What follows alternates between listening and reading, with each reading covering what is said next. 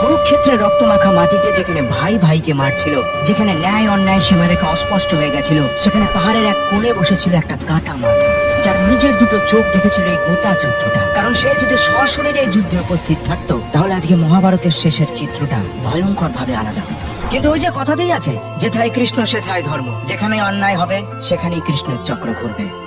Barbaric ঘটোৎকচের এই পুত্র এতটাই শক্তিশালী যোদ্ধা ছিলেন যে তিনি যে পক্ষ থেকে লড়তেন সেই পক্ষের জয় ছিল নিশ্চিত। কারণ জন্মের সময় থেকেই তিনি অসাধারণ শক্তি আর যুদ্ধ কৌশল নিয়েই জন্মেছিলেন।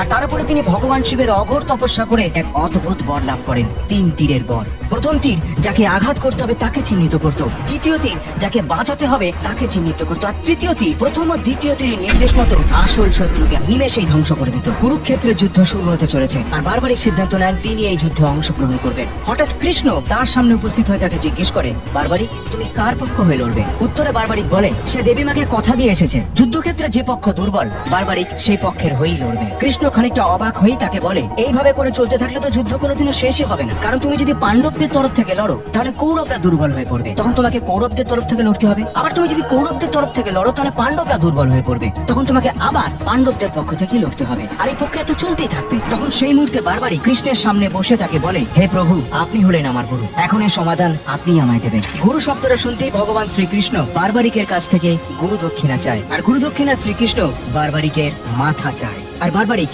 দ্বিতীয়বারের জন্য চিন্তা না করে নিজের শরীর থেকে মাথা আলাদা করে কৃষ্ণের হাতে তুলে দেয়। কিন্তু এর আগে বারবারিক শ্রীকৃষ্ণের কাছে একটা অনুরোধ রাখে, হে প্রভু, আপনি আমাকে এমন বরদান দিন যাতে এই মহাভারতের যুদ্ধটাকে আমি শুরু থেকে শেষ পর্যন্ত নিজের চোখে দেখতে পারি। কৃষ্ণ তার কথায় সম্মতি রেখে তার কাটা মাথাটাকে পাহাড়ের একটা চূড়ায় রেখে দেয়, যাতে সে গোটা যুদ্ধটাকে নিজের চোখে দেখতে পারে। আর তাই মহাভারতের যুদ্ধটাকে সঞ্জয় ছাড়া একমাত্র বারবারিকই নিজের চোখে শুরু থেকে শেষ পর্যন্ত দেখতে পারে। কিন্তু যুদ্ধ শেষে কৃষ্ণ, অর্জুন, ভীম সকলেই দাবি করতে থাকে যে এই মহাভারতের যুদ্ধ তাদের জন্যই জেতা হয়েছে। তখন কৃষ্ণ বলেন, বারবারিকের মাথাই বলবে এই যুদ্ধের প্রকৃত বিজয় কে।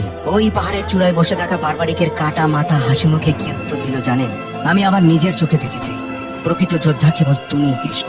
যেখানেই আমি তাকিয়েছি দেখেছি তোমারই সুদর্শন চক্র ঘুরছে, তোমারই গদা সর্বত্র আঘাত করছে, তোমার শক্তি সবকিছুকে নিয়ন্ত্রণ করছে। অর্জুন, ভীম, দুঃশাসন কেউ নয়, প্রকৃত বিজয় তুমি নিজেই কৃষ্ণ, তুমি নিজেই।